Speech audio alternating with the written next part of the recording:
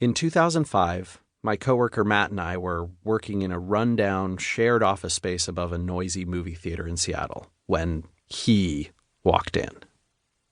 A hairy, barrel-chested 40-something guy with gold chains, a mean grimace, and a stack of papers in a folder stared down at me. He asked, "Are you Rand Fishkin?" I was 25 years old, disoriented by his arrival, intimidated by his appearance and tone, and utterly panicked.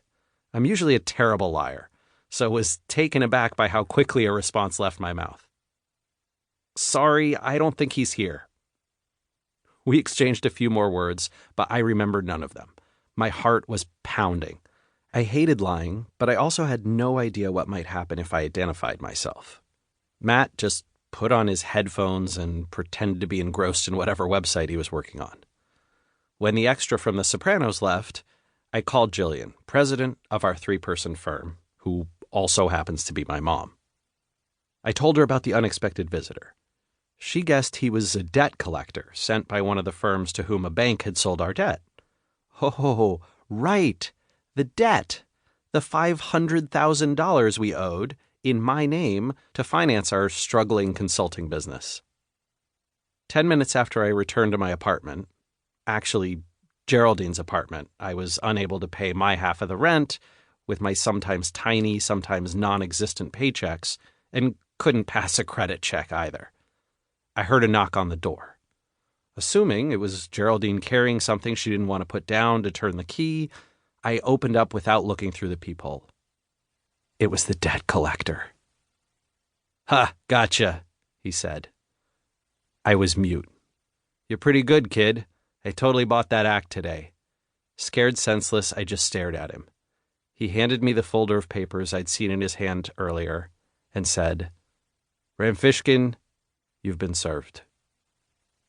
I couldn't even reach out to take them. He dropped them on the ground and walked away. Oops, I accidentally a startup.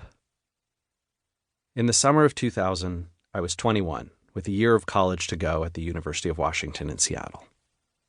I'm one of those lucky kids whose parents paid his tuition so he could focus on his studies, not on work. That is, until I got into a fight with my dad, and he threatened to cut me off. I was too prideful and stubborn to back down, apologize, or reconcile, so for the next 2 quarters, I had to pay my own way.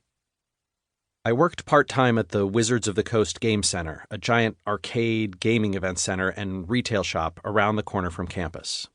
My $4.75 an hour salary was supplemented by buying Pokemon cards with my employee discount and reselling them on eBay and Craigslist for a tidy profit. I designed and built a few websites on the side for some extra cash, and thankfully, in the early 2000s, college tuition hadn't yet skyrocketed past the point of absurdity.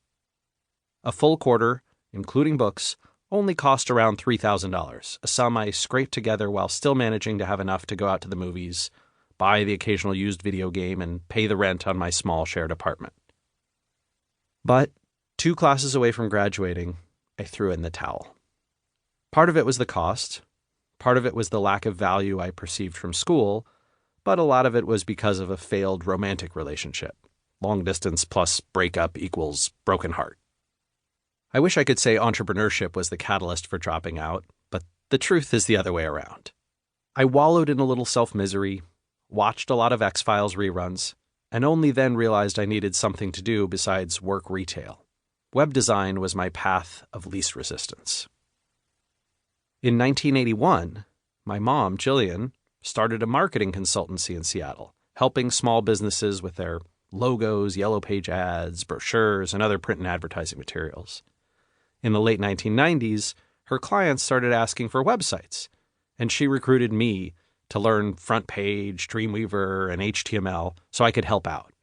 I liked the work and the extra money, and when I told my mom I wanted to work with her full-time and not go back to college, she obliged. Over the summer of 2001, we dreamed big. Seattle's tech scene was booming in Microsoft's backyard. Startups like Amazon, Cosmo, and Home Grocer dominated the local news. Everyone was switching from slow dial-up modems to high-speed broadband. we thought we had an amazing opportunity to design sites for local businesses that needed a presence on the soon-to-be ubiquitous internet. When the dot-com crash hit, I barely noticed. Our clients still needed websites, and I didn't pay much attention to the falling prices, the late payments, or the commoditization of web design.